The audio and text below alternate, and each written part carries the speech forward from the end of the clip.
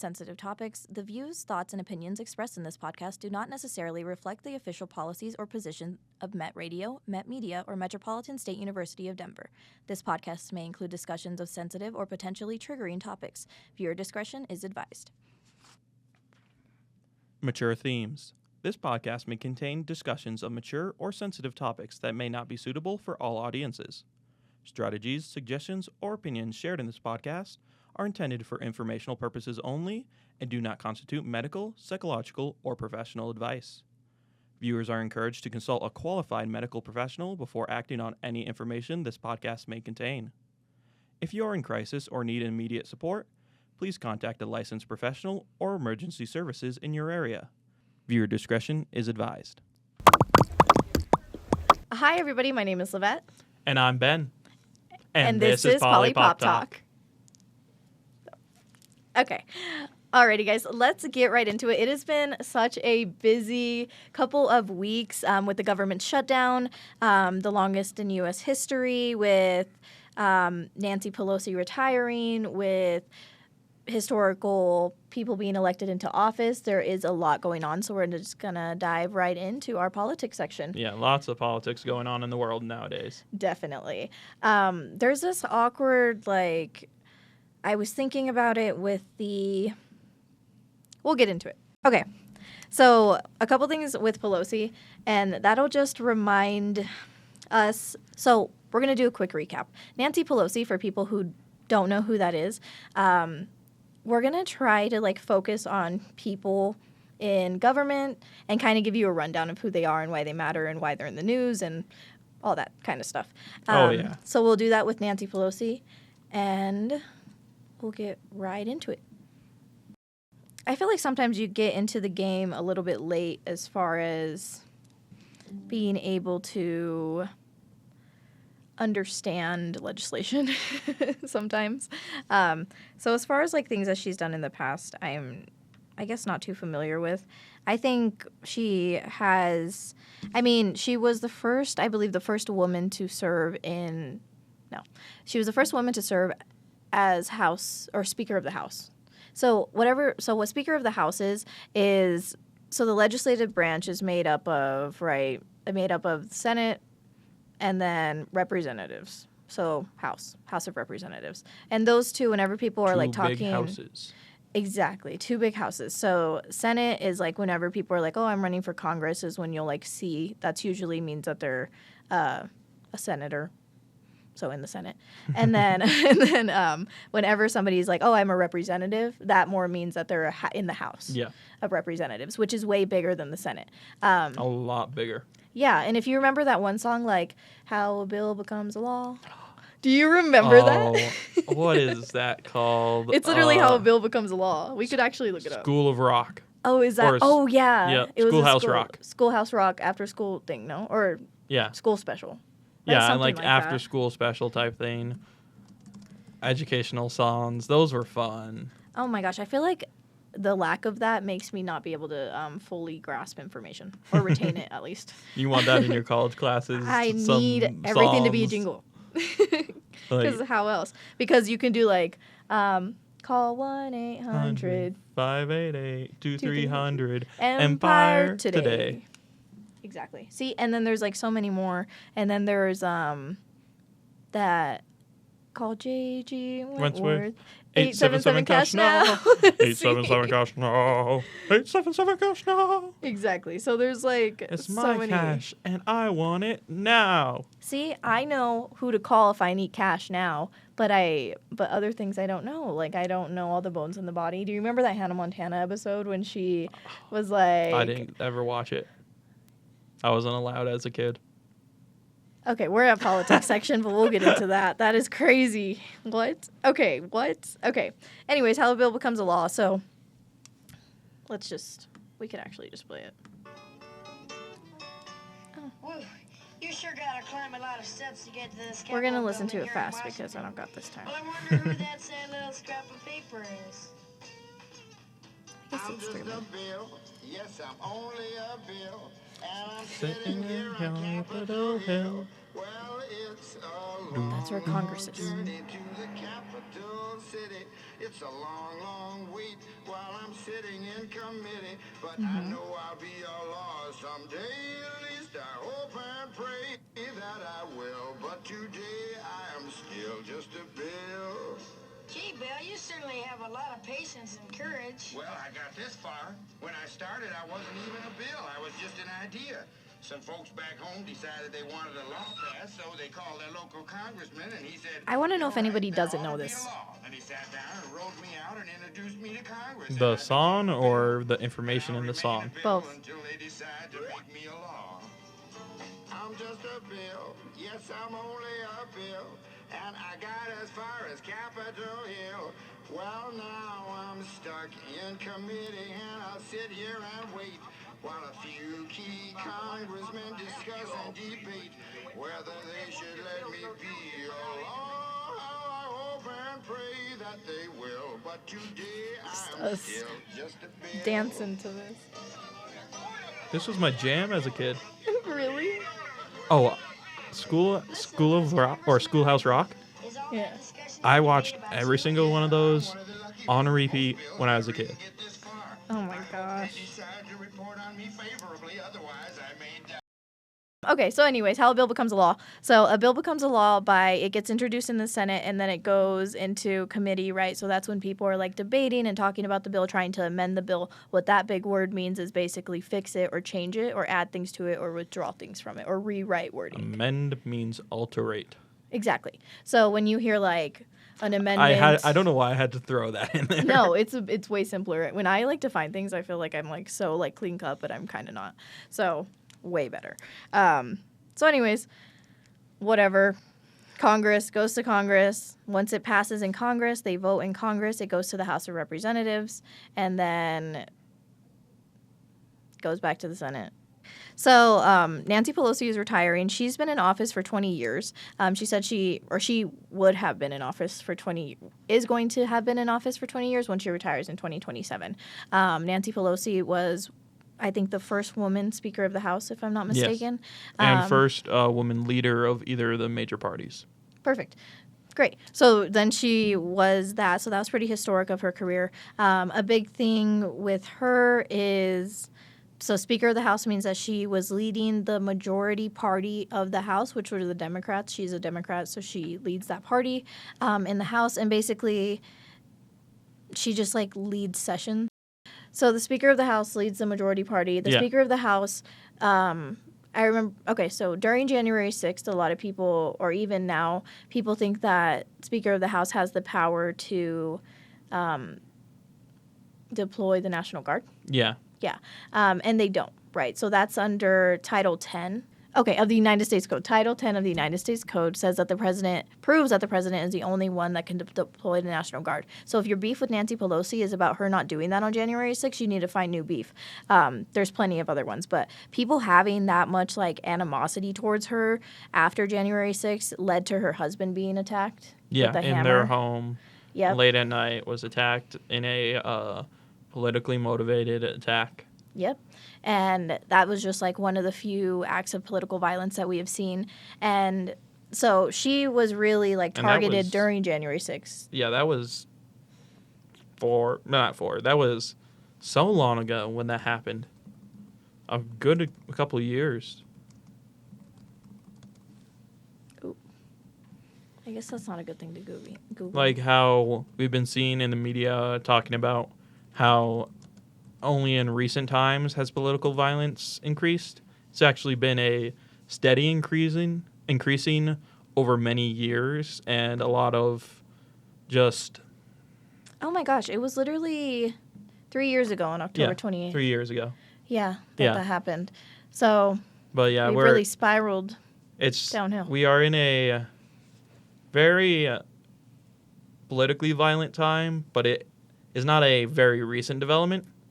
It has been exponentially increased by recent developments, and it has been exponentially increase of coverage in recent times.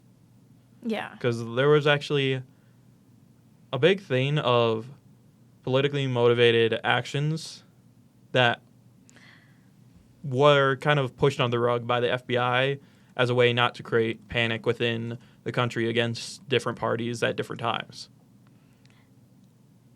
Yeah, well, in 2020, Gretchen Whitmer, remember the kidnapping plot? Mm-hmm. Remember all Yep. those like right-wing people who were like planning to kidnap her, and then they got arrested before they actually Yep. went through with it, and that was something the FBI actually acted on.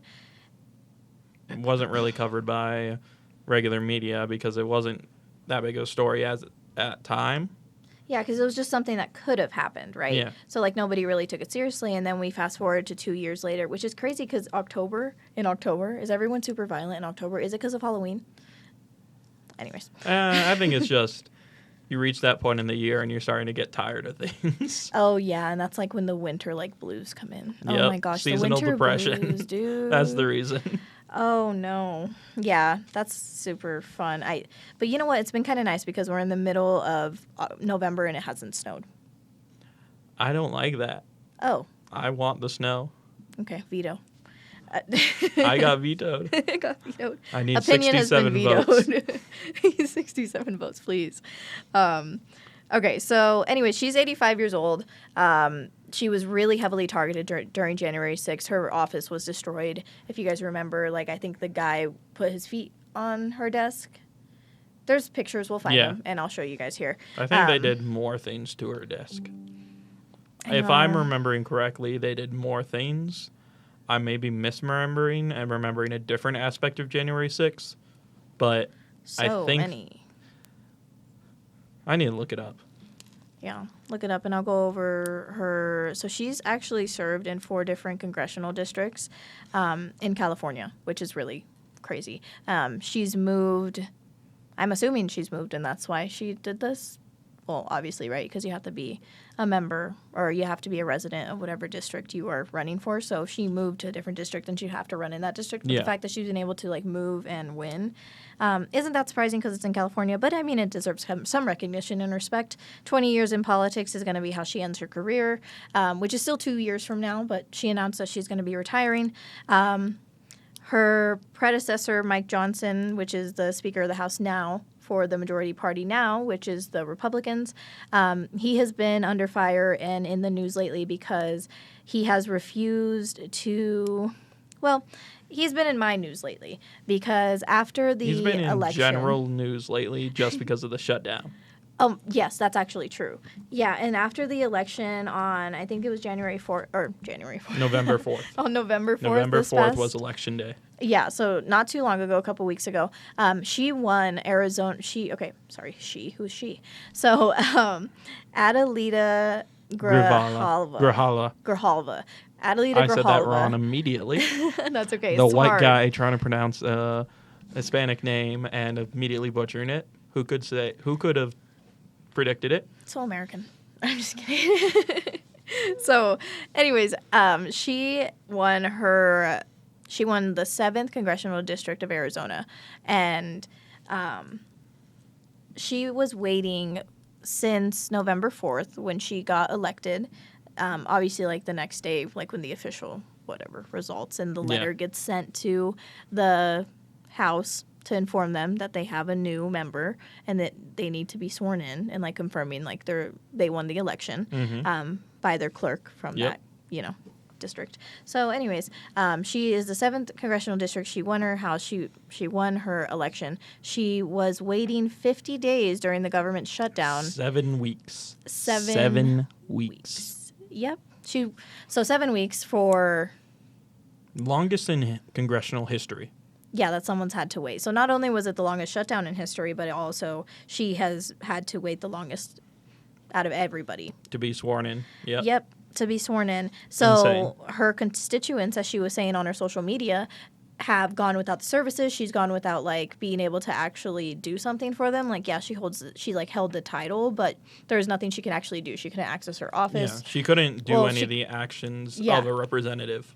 Exactly. She had no access to like they were like, oh, you have an office or whatever, and like she had a computer, but she couldn't log into the computer because you need credentials. She needed to get like green flagged in the system after she got sworn in.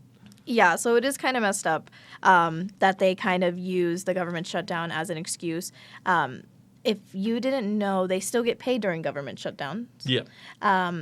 The other federal workers, like post office workers, air traffic controllers, they don't get paid.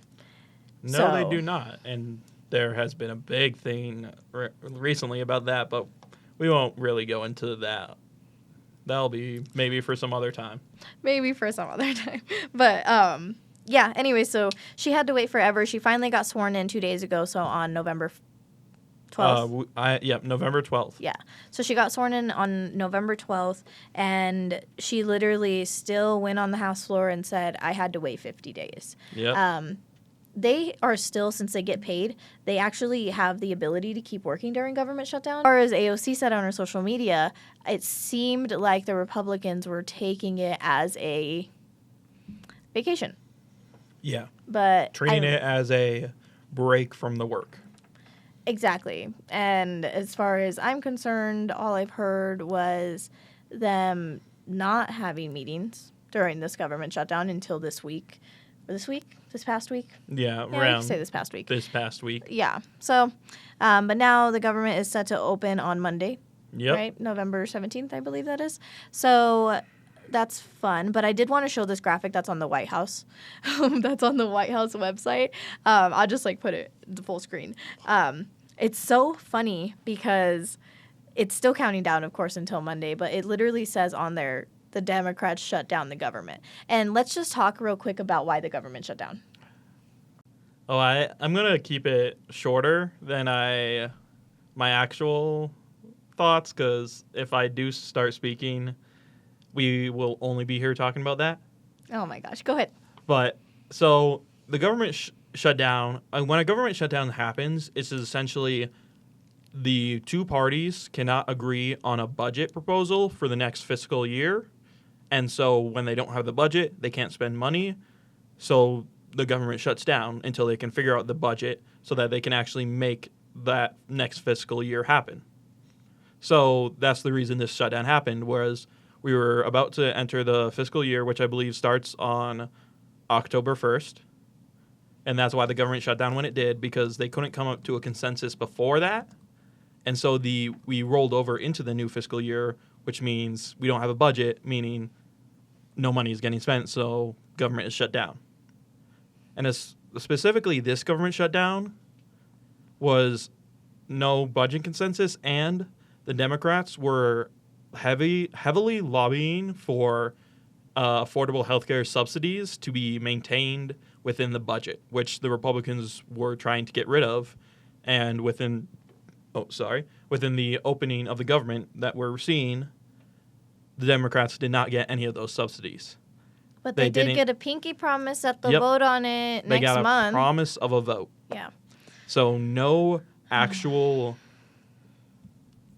movement came from this action from the Democrats.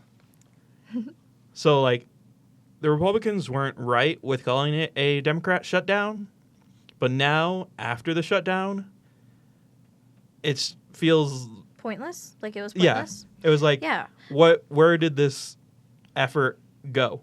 Yeah, I want to talk about the let's see, what is it? The 7 centrist Democrats that flipped. Yeah, and the one independent that made this government shutdown end, or not made this. I guess it just depends on what you think, right? So these are just our opinions, but they pretty much gave in, and were like, yeah, we're gonna believe the Republicans' promise, like the rest of America did when they voted for Trump. Or for just these Republicans. For all these representatives and stuff. We believed promises that are getting broken right in front of our faces, but I guess they wanted to give it one more shot and see it again. I think that John Fetterman did say something that I guess it was pretty good. He did say that he doesn't care if it's the Democrats or Republicans. He doesn't want his country to, he doesn't think the country should be held hostage based on their inability to decide. So I get that, and he's right. You know, it shouldn't be us paying the consequences, but at the same time, we're still paying the consequences of you not fighting for something that you know probably is just going to get looked past, or because also, for me specifically, I'm fine with like someone doing this kind of government shutdown kind of thing, but there needs to be negotiation there. Yeah. And also, you need to actually get what you're coming for. Yeah, because I feel like you can't just give, right? Yeah. That's not negotiation. That's a giving time. Within all of this, I am honestly more mad at the Democrats for not getting anything as of, like, with the end of the shutdown. Like, it's just, it feels so Well, Snap's discouraging to until September of next year. There is that, though there was the federal judge that blocked the processing of SNAP payments by Trump's order. But like within this, it's goes into the whole fatigue of the American people within the current two-party system and the current way politicians are. Of people want action. They want to see actual things happening that benefit them. Mm-hmm. And they're not seeing it from any party. And the thing is, Republicans are taking actions, not helping people. Democrats are not taking actions, still not helping people. That's been the big thing we've been seeing. Yeah. And like that's why we're seeing actually a wave of this new style of politician. Like who? Zoran Mamdani, my goat, my G, my day one. I've been I followed his campaign from the beginning because I saw from the start he was different. He was what the American people have been craving as a politician. Tell me more about him, just for people who don't know who it is. I don't know who doesn't know who it is. Zoran Mamdani. I guess people do. A 34-year-old city council member or city board member. I can't remember exactly which one, but he was a local official, not a big position. And then he, living in New York, realized there's a lot more that can be done for the people in New York, and I know how to do it. That was his thought process. So he started to do a campaign to be mayor of New York. And he was a completely grassroots campaign, meaning only local people volunteering and local people donating. He had no big budget donors. Yeah, was a big thing about his campaign. He was a very much local, like, run-of-the-mill guy running for mayor. Yeah. Pretty much. So you'll hear, like, grassroots campaigns or, like, big PACs. Big PACs are, like, billionaires or big companies or corporations that are, like, donating to campaigns as opposed to grassroots. Grassroots basically means the actual people, right? When you get those text messages that say, I'm running for office, support me, or we're supporting candidates in your area, can you spare $1 today or whatever. Or, like, I'll get text messages that's like, oh, hey, I'm Joe Biden, and you know, I'm like, okay. I get ones from, I always get ones from Bernie. But yeah, that's true. Zoran, just real quick, sorry, he's a New York State Assembly member. Yep. That's what it was. Yep. I knew it was like the city council, city assembly, some of those two. But and he ran on a bit of democratic socialism, meaning like maintaining the current U.S. democratic structure, but implementing more social programs to help underprivileged and people in need. That was his main bid, was just help more people and make things easier for New Yorkers. My favorite thing about him that I heard was the hunger strike that he did with the union members of the taxis. Yeah, he did. That was like either early in his campaign or even before the actual campaign. Because he's been a very politically involved and vocal person his whole life, pretty much. Yeah, in New York. Oh, yeah. So it's like kind of like not a surprise. Oh, yeah. And he's also the first Muslim and first person of South Asian descent to hold the New York mayoral position. And the big thing within the difference from him from establishment Democrats is his interaction with people. Yeah. He specifically goes out and interacts with people on the street, went to so many local events, and seemed so much more of a person of the people, as opposed to a lot of people see establishment Democrats nowadays as instruments of the machine of capitalism within the U.S. Yeah, and money is just so deeply injected into our current politics that it's really hard to find somebody who's like a clean politician. Mm-hmm. But I actually seen, I think Andrew Schultz, the comedian, I think he asked Bernie Sanders, I don't know if this is right, somebody asked Bernie Sanders who are politicians that aren't like grappled by the hands of like corporations. They have APAC or like just billionaires, right? They're not like controlled by them. And he did say a couple representatives. Okay, so... Anyways, it's Representative Jayapal. And he was just naming a lot of people who don't have, like, that money influence on them. Mm-hmm. But we jump back to when Representative Grijalva was getting kept from being sworn into the House.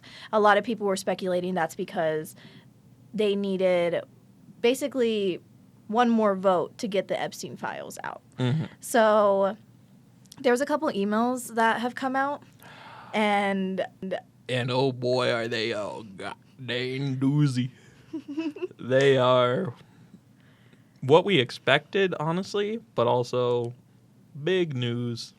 Yeah, so I'll talk about the only one that I kind of know about, and it's the one that says he's the only dog that hasn't barked. Yes. And I believe that was between Epstein or somebody with the last name Epstein. That was from Jeffrey. Okay, so that was directly Specifically. from Jeffrey to Ghislaine, right? I believe that one was to Ghislaine. Yeah, and it says that the only dog that hasn't barked is Donnie or Trump, right? And It said Donald, I believe. let's see. We'll put it up here just for clarification.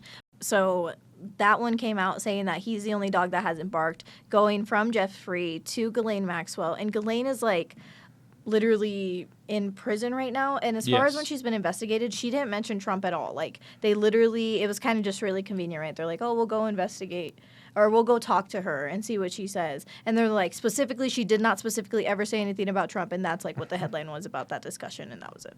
Yep. And so when we talk about, there we go. So now we have the emails up. We'll show them to you in post here. But yeah. Yeah. Go ahead. He said it's specifically Trump. He said, I want you to realize that the dog that hasn't barked is Trump. Victim spent hours at my house with him. He has never once been mentioned. Police chief, etc. I'm 75% there. That was from Jeffrey Epstein to Ghislaine Maxwell, I believe. Yeah, it says Yeah, G-Max. to G-Max. Yeah. Ghislaine Maxwell. Oh my gosh. Okay. And then she says, I have been thinking about that. So if they were to ask her about it, she could actually have something to say about it, which is crazy, right? Because like, how are they going to say that they did talk to her and she didn't say anything about that? We are literally seeing these, right? And so I want to get into what this has kind of caused in the past like day. Do we want to go into the other thing that was mentioned in these release of files? Oh yeah, I mean I only know about like literally the one you told me about. Go ahead, because that's crazy. In a message from Mark Epstein, Jeffrey Epstein's brother, to Epstein, he said, he mentioned messed that up. He told Jeffrey Epstein, to ask Putin about photos of Trump giving Bubba a blowjob. And in American politics, a bit ago, there was a pretty big name with the nickname Bubba, and that was Bill Clinton. So allegedly, according to some of these recent Epstein files releasing, Trump may have given Bill Clinton some sloppy toppy. That seems so, like, how is this even, like, a thing that we're talking about? Like, I can't even baffled. comprehend it. Like, I'm, like, listening to you say this, and I'm like, this is so embarrassing. This is so embarrassing to my very core, like, hearing that. As someone who's, interested in politics and pays attention, this is embarrassing to, like, be like, I like politics. How is this news? Like, I don't understand. Like, how is this what American politics have been, like, just how it has sunk. Because what do you mean we have allegedly a current president gave oral sex to a former president? And you know what I think's funny? Because, like, okay, so Trump hated Hillary Clinton. Yep. And I'm, like, thinking, is it because he was jealous of her? He wanted Bill all to himself. He wanted Bubba all to himself. I'm just, like, thinking, like, I don't understand. Like, he has such this vendetta against her. Maybe they were plotting on getting rid of Hillary so that they could be together. Grindr releases every year of the Republican National Convention that when it happens in that city, there is a massive uptick of Grindr usage to the point of, like, server outage. Of course, this is all speculation and just our opinions. But Well, the Grindr information is stuff they've is. actually released and said. Yeah, and what's Grindr for people who don't know? That is a gay dating app. Yeah, The big gay dating app. the big. I don't know popular why one. I'm like talking about it like I'm Trump talking about a bill, but it's the big gay dating app. It's the big gay dating app. Yeah. So, anyways, like I said, everything is clearly speculation based on out of context emails that we have been given by news sources as of late. Yeah, it was the committee to oversee the Epstein investigation, and it was they subpoenaed the Department of Justice to release these specific files. Okay. Because the Department of Justice has thousands and thousands of more files, more pages of files. This was only 200 pages of documents that were released. But these were subpoenaed by that committee. Again, the Department of Justice was subpoenaed by that committee to release these specific files. That's how we got what we have right now. Oh, goodness. Well, And we then- will continue because I feel like they were discussing a full subpoena from the subpoena in the Epstein estate entirely. Yes. To get the entirety of all the files. Well, that was actually one of the big platforms, Grijalva. Grijalva. Yeah, I apologize. that's okay. Grijalva was actually running on was the release of the files. Yeah. Because the whole thing was her first action in the House is to force a vote to release the files. Well, If the it's in the vote next passes in the week. House, then it has to go to that Senate and then go to the president, just like the School of Rock that we were just Schoolhouse Rock. I keep saying it wrong. Schoolhouse Rock that we were just talking about earlier. Yep. So it'll go through that whole process. Well, let's go. I want to start this little thing called "What in the Word." So basically, it's just defining a word. So I'm just going to pick a word that we've been hearing in politics or in news lately, Ooh. and we'll just define it. So subpoena basically is a court order, a court sending documentation ordering somebody to do something. So they could subpoena them to show up. They could subpoena them to supply documentation. They can subpoena them to testify, Yep. things like that. So subpoena is basically the court sending you, it's not really a request. It's like an order, which Yeah. means it's a demand. So they're Like, demanding you to show up A to subpoena testify. can't, if you don't adhere to a subpoena, that can lead to a warrant for your arrest. But in the terms of this kind of thing, it's a subpoena just means like you do this thing or there will be legal action taken against you.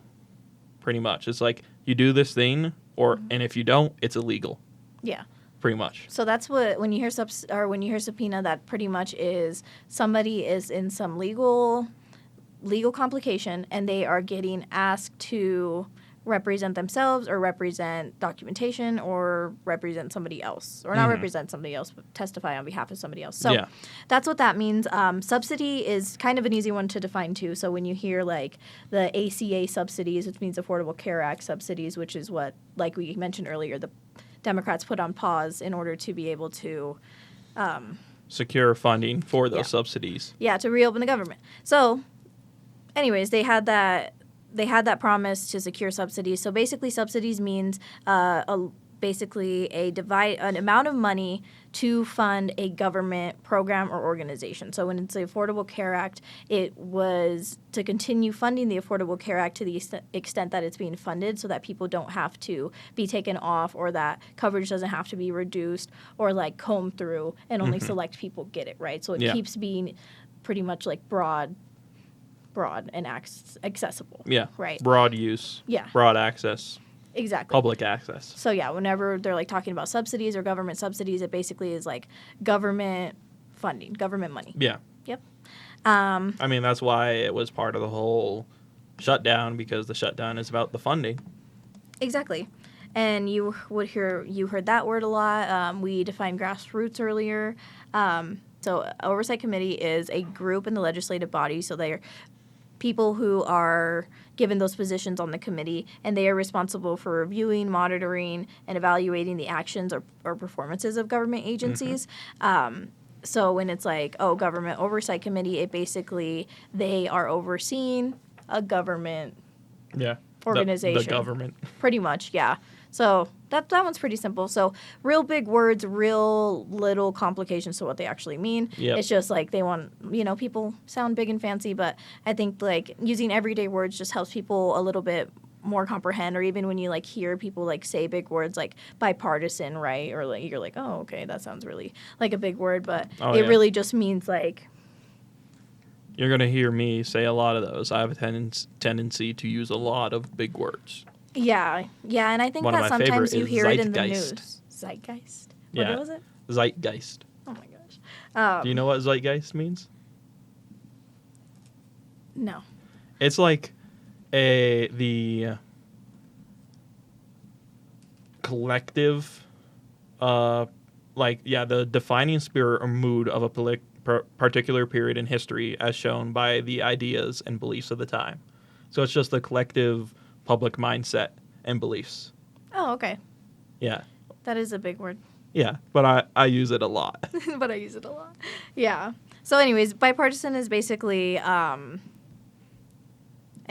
bipartisan is basically the two parties working together and agreeing on something when they usually don't work together or agree on certain policies. So when it's like a bipartisan bill, then that means that both parties are supporting it, or it's being like worked on or negotiated with to be able to please both parties. So yeah, big words like that, but what in the words? What in the word? What in the word is that? What does that mean? Word? What is that word? What is the word? So I wanted to talk about how Republicans were starting to oppose Trump and how Marjorie Taylor Greene has been leading that movement. Like she went on to The View and she's been just like calling it out just like blatantly. And I just got a notification from, I believe, oh my goodness, this was supposed to be way faster, but my phone's like, let me lock. Anyways, I just got a notification from, so he's an independent journalist, Aaron Parnas. Oh, Aaron Parnas? Yes, exactly. So he just sent out a message because you know how Instagram you get like broadcast channels? Yeah. So he just sent out a message saying that Donald Trump just pulled all endorsements of Marjorie Taylor Greene. So this is a real test. This is when people start pulling away from Donald Trump. She started the movement. I don't know who else is going to follow. She was a big part of the beginning of the MAGA movement. She was a big part. She was that's like why people know her, because of like how far... Yeah. How much she backed Trump. Exactly, yeah. And so I think that it's wonderful that she's like, no, he's lying, America first. And that is cool. Yes, please, America first. If that's what you think it means, then you're wrong. But what she is saying, like, no, this is outright not what I signed up for. This is not what he said he was going to do. Mm-hmm. And then now that he pulled endorsements, I think that we're going to start to see Republicans either fall back or completely give in, especially with this Epstein file stuff, because she was vocal about it too, how she was going to vote for it because she wanted to prove, or she just wanted to be like, just have it. She didn't care what it said or didn't say. She just wanted to, like, because she thinks it's wrong. She thinks it's wrong that we don't know. She thinks we have a right to know. And she stood on that, and here we are. Her endorsements got pulled the day after these new additional Epstein emails got released, and she keeps being very vocal in opposition of Trump and the policies and the administration. And you know what? Respect him. Respect Marjorie. Marjorie Taylor Greene, I give you my respect. Something I thought I would never hear. I never thought I would say it. Yeah. I never thought I would say it. We went to Jewish space lasers, QAnon, Pizzagate, whatever the hell else. Oh, Pizzagate. Oh Oh, my gosh. God. And then, I forgot about that. yeah, all these crazy conspiracy theories. And then, all of a sudden, she has her head on right, and I don't know why. Head on right about this one topic. Yeah, and I think AOC literally said, I'll try to find the video, but AOC said that she's like, it's because she wanted to run for Senate, and Trump said that he wasn't going to back her for that, Oh, yeah. and they ran a different candidate instead. Or they, like, were going to back a She different kind of candidate. got pushed out. Yeah, so she was like, you know what? Bet. I'm I'm going to getting wake pushed up. out. I'm actually not crazy. Actually, I was just kidding. I was trying to be in with the cool kids, but I realized y'all are nuts. Thank you, Marjorie Taylor Greene. In my personal opinion. Thank you. I will give her this. I still have all my other problems with Marjorie Taylor Greene. No, yes, of course. Oh, we yeah. don't just disregard all the stuff. You just, but I just, at right now, I think people step up and when they need to, and she did, and a lot of people aren't. Mm-hmm. Oh, yeah. That, as I was saying, the American public are exhausted with the lack of action by both sides, especially by Democrats, because it's the bit, as I said, Republicans are taking actions. I do not agree with any of the actions, but they're taking actions while Democrats are just sitting on their hands. That's what it feels like within the current zeitgeist of American politics. Yeah, and that's fair. I guess that's fair to say. Everyone has their opinions, and that's all this is. But I think that we're going to see some changes, and I'm super excited. Oh, yeah. I think we are in a wave of revamping of politicians' approach to politics and to the American public, and also a feeling like there's going to be a more of a shift left within American politics because of the kind of pendulum swing after Trump. Exactly. Either left or we're maybe for some miracle will happen and we'll just be in the middle like the most of the population is. We're back and we're ready to pop right on into our pop culture section. Hell yeah. Alrighty, so a couple things, big things happening right now is the Grammys. A bunch of Grammy nominations came out, so we wanted just to go through those. The Grammys are an award show for musicians and artists. Yep. Musicians and artists. Composers, That's all I'm gonna say. producers. There we go. Thank you. Okay, so we're going to go through who was nominated for Album of the Year. So, for starters, we have Kendrick Lamar for his album. Okay, I'm not going to say the album names, mostly because I don't want to butcher anything that I don't know. Are we doing Album of the Year or Record of the Year? Album, right? Album. Yeah, so these are the artists of Album of the Year. Assume it's their most recent album because it's this year's Grammys, right? So, okay. We got Album of the Year. We have Justin Bieber. That's a surprising one to me, honestly. Really? I have not heard a Justin Bieber song, like, ever, anywhere, it feels, since 2019. Wow, that's crazy. Unless it's like Daisies? an old Bieber one. What? Daisies? I don't know that song. Okay. I wasn't a believer, but I'm offended. And then we have Bad Bunny, which Bad Bunny is performing at the Super Bowl halftime show. We talked about that conspiracy in, I talked about it with my guest on our last video, if you want to hear more about that. But we can give you a quick rundown. The NFL chose him to perform the Super Bowl halftime show. He announced that he will be only singing in Spanish because that's what he primarily sings in. I mean, that's all his music. Yeah, and the world lost their minds and forgot that Puerto Rico is a part of the United States. It's a territory of the United States, meaning if you're born there, that you are a United States citizen, for people who don't know. So that's what we were kind of talking about in the last episode.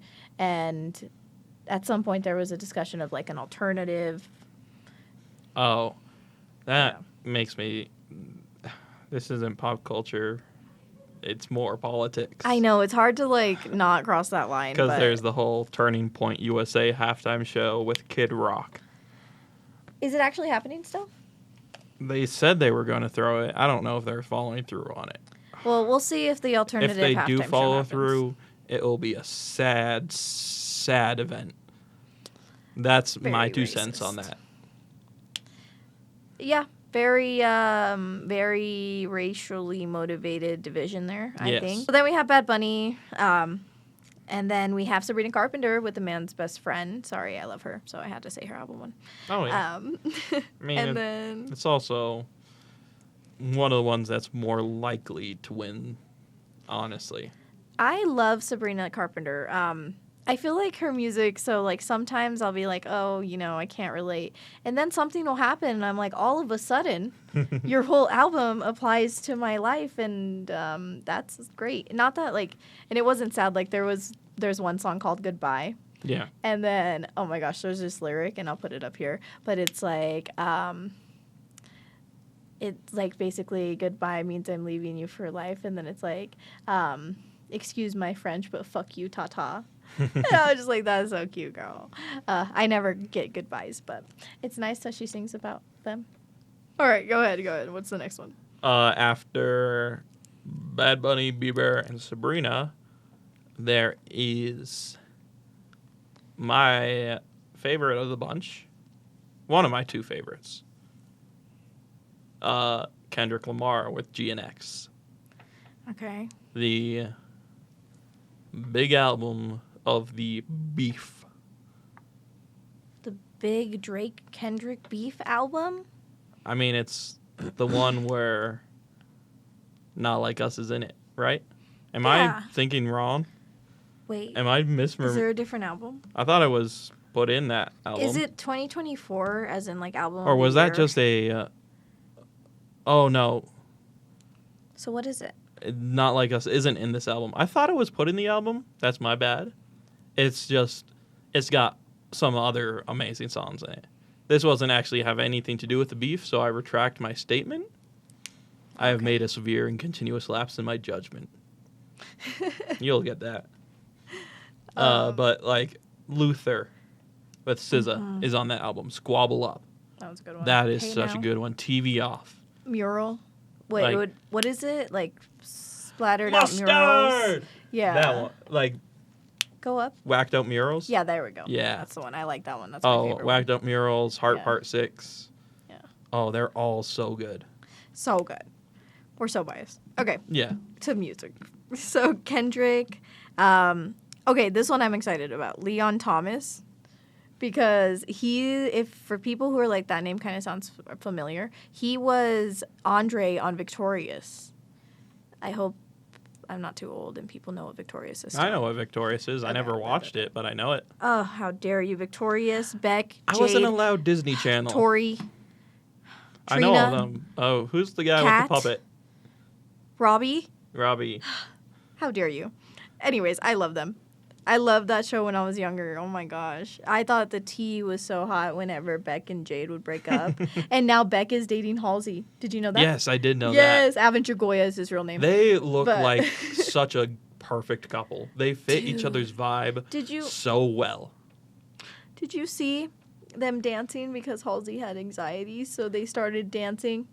That's cute. I didn't see that, but that's cute as hell. Tears. Tears. Anyways, okay, so I'm super excited for his nomination. And then the last one, or last two. We So got skipped 2 one. more. One, I'm going to leave you with the one. No, I wanted to leave you with that No, one. I'm going No. with my second favorite. Because I said there's top 2 on Fine, here. go ahead. He has been on the internet lately. People have been not happy with him, but this is a great album. Chromacopia by Tyler, the Creator. I feel like people are always not happy with him. He's so He cancelable. Well, he tends to say crazy shit. Yeah. Because that's just his whole brand. And he then regrets some of that crazy shit. Fair enough. Like, And he did say some insane stuff when he was younger and first coming up. this is Esmeralda. No, my name is... No, Esmeralda, stop. Oh, that clip is so funny. Yeah. I bought her. I bought her. Oh She's my mine gosh. now. Yeah, and it's That like his sounds so cleaning bad. lady's daughter. Yeah, Yeah, so it was super funny. And I think he went to her graduation. I think so And too. he like yeah. yelled. He's like, Yeah. Esmeralda. 'Cause Hilarious. I also don't even think that's her name. No, it's not. No. It's definitely not. No. Yep. Just because Mexican, Hispanic little girl. Yeah. Yeah. So, okay, the last one is Clips, Pusha T, and Malice. We just don't really know this one at all. At all. That's why we both were bonding off to each other, because we don't really have anything to say about this one. Yeah. I mean, Pusha T, an OG. Real. Word. But other than that, I got no other Wait, words. Is he the one that said... No, that's Mr. T. Never mind. I actually don't know who that is. Okay, I need to pull up images of both of these side by side and show you, just because it's kind of funny. Screen record what you're doing. I don't know how to screen record. You don't? Me neither. But Okay. this is Pusha T. I know. Okay, now that he's And- showing... This is Mr. T. Okay. Pusha well, T. Mr. T. Yeah. Yeah. Very different people. Super different people. It's the T, dude. It is Change the it T. up. There's so many other letters. But it is funny to mix those two up specifically. No, seriously, I was super confused. Anyways, yeah. So those are the album of the year nominees. So we'll let you know who wins if you care, or you'll pretty much find out who wins. I want to know who you think should win. That would be cool. I think it's hard because I love Sabrina, but I love Kendrick, or this album specifically, you know? So I'm just like... Oh, yeah. I mean... if you would have asked me a couple months ago, it would have been Kendrick. If you would ask me since this past month, it's Sabrina. I mean, Man Child is such a massive hit. Mm-hmm. I love that song a lot myself. Yeah. It's just she has this, like, I don't know, this, like, twang. Not even a twang. Like, I don't know what she has. She does She has have this, a like, little charisma. twang to her voice. Yeah, she does. She has a I can't little, tell. like, very slight southern twang that I can hear in her voice sometimes. Yeah, depending on, like, what song. And I like how I just like how her music sounds. It kind of sounds like a little bit like... I mean, it's really poppy, but it just sounds old, and it's also, like, cutesy, but it's also, like, shit-talking. I'm really with it. It's like Taylor yeah. Swift's new album. Oh, my gosh. Okay, do you have a favorite song off that album? You're not a Swiftie, are you? Oh, I am kind of the opposite of a Swiftie. Okay, well, I'm not a Swiftie either, but I can give a girl her flowers. I mean, So I I'm gonna have a say- couple of her songs that I listen to here and there. Yeah. I don't know. I feel like I always listen to her albums, like, all in their entirety, and then I, like, pick my favorite songs and whatever. Mm-hmm. But I think Father Figure was my favorite song off of her new album, and then followed by Fate of Ophelia, and then Canceled. Honey is a good one. Anyways, just a little Taylor moment. My favorite is the one where she talks about Travis Kelce's Good D. Sorry. Oh, my gosh. I don't know why that was I thought of that, and then I was like, I have to say this. I have to say Wait, this. I have but to which say one this. is it? I can't remember. Wood. Oh, I'm gonna knock on wood. Oh, Wood is that's about a good Kelsey. one. That's a good one, actually. Super good one. That's a good one. I like that one. That one's so cute. Oh, whatever. I don't remember honestly what any of them sound like. You gotta re-listen to it. listened to it when it dropped, and that's the last time I listened to that album. Well, I keep listening to it every day in the car. But anyways, song of the year. So we can go through those real quick. Oh yeah. Mhm. You want me to start? Yeah, you can start. I'm gonna start with I'm just gonna start at the top of the list. It's a one that you've heard pretty much everywhere, honestly, in every store. Abracadabra. That one I've heard everywhere. lately by Lady Gaga. Sorry. What's it sound like? Abracadabra, da, da, ooh la la, da da da da da da da da. Something No, like that. I don't know. I can't I've heard remember. that song everywhere. Huh. It's not my favorite on the list, but I've heard it everywhere. So it is a very popular one. Okay. Then we have Anxiety by Doechii. Now, that song gets a lot of flack, but I personally like it a lot. Oh, yeah. Me too. Yeah.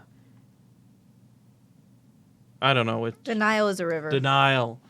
Ah, that's a good one. Yeah, Denial is a River. That's a good one. Yeah, that's the one I thought it was. Anyways, so Anxiety by Doechii. Just kidding. That's the one it is. Anxiety by Doechii. And then the next one. Next one. This one I also love a lot.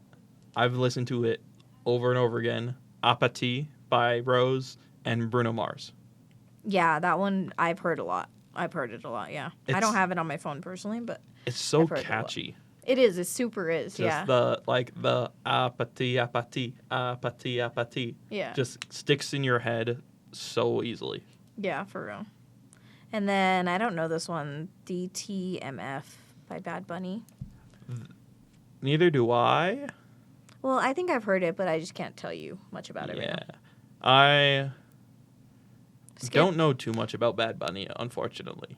I want to listen to more of his music and learn about it, but I just have never taken the time to listen to his. Yeah, I would like to be in the fandom, but Yeah. Like, I'm not. I also have weird niche music taste. Like, one of my favorite bands is a Ecuadorian revolutionary band that has that's super less niche. than 200 followers. That's crazy. Yeah. Yeah, they only have like 136 followers. And I somehow know them, and I listen to them religiously. But away from that tangent, we're on to Golden from K-pop Demon Hunters. Oh my gosh, I don't know anything about that. My little stepsister is like super like obsessed with K-pop and stuff, but that's all I got. This movie is really well done. It's one of those really well done animated movies, and the music in it is done so incredibly well. I have actually this song on my playlist. Oh my gosh. It is good. I like it. Okay, I can't. I don't know. I mean, it's nominated for a Grammy yeah, for so Song it of has the to Year. be good. Yeah, exactly. Yeah, I just don't like cartoons that much as an adult. Some of my favorite things are cartoons. Oh, okay. Yeah. Like, I mean, some of the best TV shows that have come out as of late or movies are cartoons. Spider-Verse, Arcane. Nope, haven't watched any of those. So we have Luther by Kendrick and SZA. You know what I'm talking about. Oh, that song. Yeah. I love that song. That one's real good. The smoothness in that song. Like, I love the energy of the rest of the album so much, but it is such a perfectly placed song in the album of that, like, wind down, that smooth, to that just, like, classic Luther Vandross vibe, because that's what the song is based off of. Really? Luther Vandross. I didn't That's know why that. it's named Luther.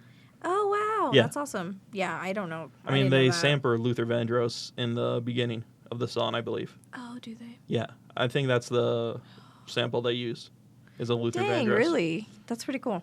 Yeah, I don't really know. I really like that song. I remember one time it played one time in a car. You know, I'm not going to say that. Actually. That's So- not for your ears or yeah. eyes. Yeah, man. Sabrina Carpenter, Man-Child. Oh my gosh, I love that song. Such a relatable song. It's so catchy as well. Oh my gosh. Stupid. Or is he slow? Yeah. I like when There's she a better says, word for it. Man-Child. dude, my favorite part is when she's like, in the music video, and every time I hear it in the song, like even when I'm not watching the video, and she's like, "Hey, man," Yep. and then it's a pig, it's two little pigs, Yep. and I'm like, oh my gosh, that's so clever, so real. It is such a good music video and a good song. Seriously, yeah. So we're so Sabrina coded. And then the last one, Wildflower by Billie Eilish. I cannot think of that one. what that one sounds like. Unfortunately am not much of a Billie Eilish fan. Mhm. I know her most famous works, but other than that, I don't really know her music that well. Unfortunate. I like her. I don't like listen to her religiously, but I don't skip her often, like when she comes up. So I like her. That's a good song. I like it. I mean, we'll see. We'll see what happens. We'll see who wins. And we'll see who wins and let y'all know. In all honesty, I'm probably rooting for Apathy the most. What? It's my favorite out of them all, I'll be honest. Apathy. It goes Apathy, Luther, Manchild, then Golden. I'm going to say it goes... Oh, no. This is hard. I'm going to say 1 for Sabrina, 2 for Kendrick, because I feel like he's going to win something else. And then 3 Doechii, and then the rest 4 Billy. Wait, no. Let's do 3 Billy, 4 Doechii. And the rest I don't really know, so I don't care. I mean, Kendrick is nominated for 9 different Grammys this year. That is crazy. That is a massive amount. And I mean, it just goes to show what a lot of people know. He is one of the best writers and lyricists out there right now. Mm-hmm. I mean, he won a Pulitzer for his writing. Oh, wow. Like, other musicians can't say, like, seriously, they wrote their music so well. Actual, like, academic writers were like, oh, this is written so well. You deserve recognition for this. No, seriously. Yeah, he does. He is really good. Kendrick's always been, like, super smart with it. And then, like, I don't know. I've just always, like, heard about him. And, like, even when I wasn't into rap music, you would always kind of hear that name. And it's always, like, now I think it's, like, a household name, to be honest. Yeah, I mean, like, he is someone every musician should admire and aspire to be like.